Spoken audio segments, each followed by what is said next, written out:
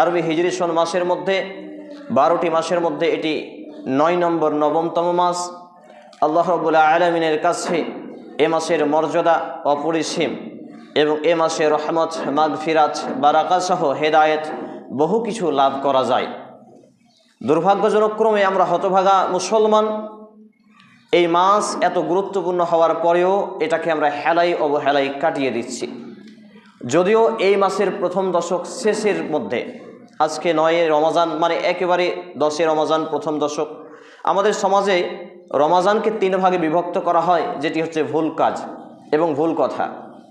বরঞ্চ এ রমজান প্রথম দশক, দ্বিতীয় দশক এবং তৃতীয় দশক পুরো মাস জুড়েই এটি আল্লাহ রাব্বুল আলামিন রহমত, বরকত, হেদায়েত সহ বিভিন্নভাবে এটিকে সম্মানিত করেছেন। আজকে আমরা জানব রমজান কেন্দ্রিক বিভিন্ন অপকর্ম, যেগুলোকে আমাদের সমাজ ইবাদত বানিয়ে ফেলেছে, যেগুলো বিদআত, যেগুলো ছাড়তে হবে এবং এগুলোকে অবশ্যই ছাড়া আমাদের ঈমানি দায়িত্ব। যদি আমরা এগুলো না বর্জন করি, না ছেড়ে দিই, তাহলে আমাদের কোনো আমল আল্লাহ রাব্বুল আলামিনের কাছে কবুল হবে না। পক্ষান্তরে এই বিদআতকারী ব্যক্তি কিয়ামতের মাঠে বিচারের দিনে হাউজে কাউসারের পানি পান করতে পারবে না। পাশাপাশি এই বিদআতকারী ব্যক্তির কোনো ইবাদত তাৎক্ষণিক কবুল হবে না যতক্ষণ না সে তওবা করে ফিরে আসে। আরেকটি বিষয় হলো, বিদআত করলে রাসূলকে অপমানিত করা হয়, ছোট করা হয় এবং তাকে নবুয়তের স্বীকৃতি থেকে নিচে নামানো হয়। পড়ি নাউযু বিল্লাহি মিন যালিক। অতএব আবেগ দিয়ে নয়, বিবেক দিয়ে ভাবনা চিন্তা করার পরেই মূলত আমাদের এই পদক্ষেপগুলো নিতে হবে। আর আমাদের সিফাত হওয়া উচিত মুমিন মুসলিমদের সিফাত আল্লাহ রাব্বুল আলামিন নাজিল করে জানিয়েছেন কুরআনুল কারীম সূরা আল বাকারা 2 নম্বর সূরা 285 নম্বর আয়াত।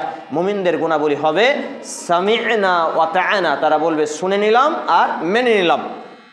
কিন্তু মুনাফিক, বেদিন, নাস্তিক, মুরতাদ, কাফের এদের বৈশিষ্ট্য হলো তারা বলবে সামি'না ওয়া সাইনা, শুনলাম কিন্তু মানলাম না, যা শুনলাম ওখানে রেখে দিলাম। তাহলে আমাদের গুণাগুণ হওয়া উচিত সামি'না ওয়া তা'না, শুনলাম এবং মেনে নিলাম। অবশ্যই আমাদের এটা শোনার পরে মানতে হবে।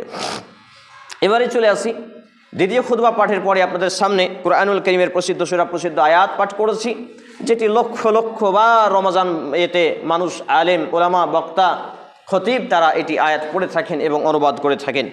সেটি হচ্ছে কুরআনুল কারীম সূরা আল বাকারা 2 নম্বর সূরা 2য় পারা 27 নম্বর পৃষ্ঠা আয়াত নম্বর 183। আল্লাহ রাব্বুল আলামিন বলছেন, ইয়া আইয়ুহাল্লাযীনা আমানু কুতিবা আলাইকুমুস সিয়াম কামা কুতিবা আলাল্লাযীনা মিন ক্বাবলিকুম লাআল্লাকুম তাত্তাকুন।